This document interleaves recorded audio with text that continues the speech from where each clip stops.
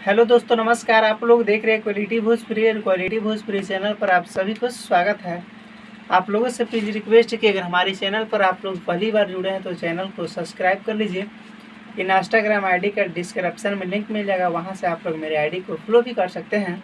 चलिए वीडियो को स्टार्ट करते हैं। बता दें कि भोजपुरी के ग्राउंड लेवल के सबसे बड़े स्टार यानी प्रमोद प्रेमी यादव जी के बारे में।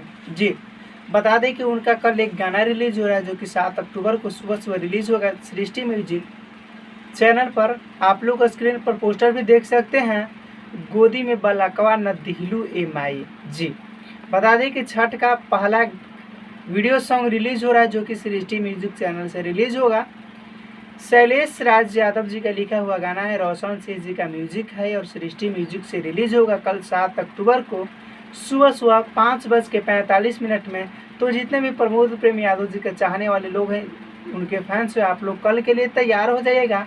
आप लोग टीजर भी देख सकते हैं, जो कि वीडियो का टीजर भी आउट किया गया है, आप लोग उससे भी देख सकते हैं। बहुत बेहतरीन का एक छठ का वीडियो सॉन्ग है, तो आप लोग कल देखना ना भूलिएगा।